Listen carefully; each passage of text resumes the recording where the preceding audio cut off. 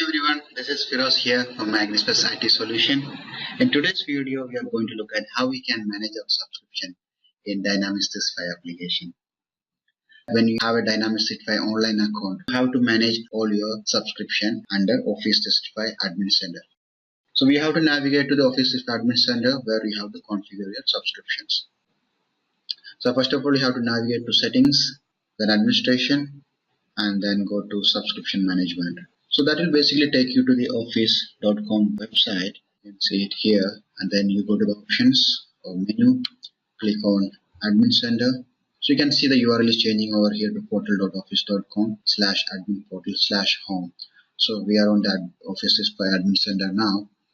Then you have to navigate to billing, click on subscriptions. So this will show you the subscriptions that you have already purchased from Microsoft. So for me, it is Dynamics 365 Customer Engagement Plan Enterprise Edition. So it is active now. Once it is expired, it will show you it is expired in red color. It is going to expire in 11 days. You can also extend the trial for one more month. We will see how we can do that in a separate video. And this is a price for per user per month. You can also have an option to buy it. So this is a trial version for me. So if I just need to buy that, you can just navigate from here. What are the more options available over here that you can see that, and what all the apps included in this package, you can see that Dynamics 365 for sales, customer service, field service, project service automation, and team members, enterprise edition, etc. And here on the left hand side, you can see the licenses available. 25 licenses are available as part of this enterprise edition, and only 2 licenses are used. Then if you want to assign more users to the licenses, you can just click on assign to users. So where we need to add more users, and then we need to configure the Dynamics 365 licenses. We will see that more later on. For now, I'll just go back to subscriptions. So I have only one active subscription available now at the moment. Then if I just need to purchase more subscription, just click on add subscriptions. So that will show you a plethora of subscription available over here, which include Office 365 packages, Dynamics 365 packages, and all that. You can see the purchase services, Dynamics 365 suite, which contains many details over here.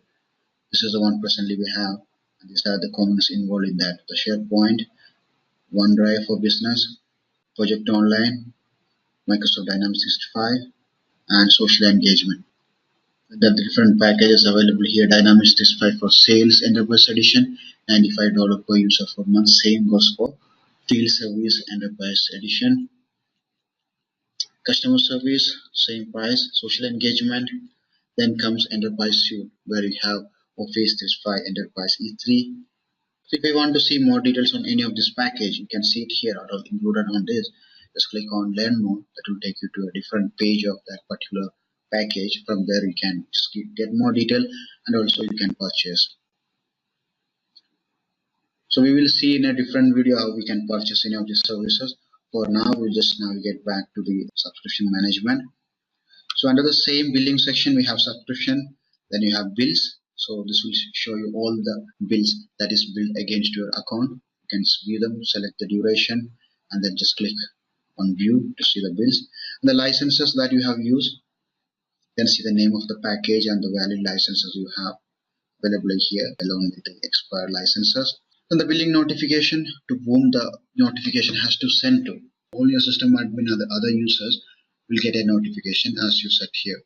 By default, the system admin will be added in this notification. If you want any other users need to be added, you can just configure that here. There's only one user is added here.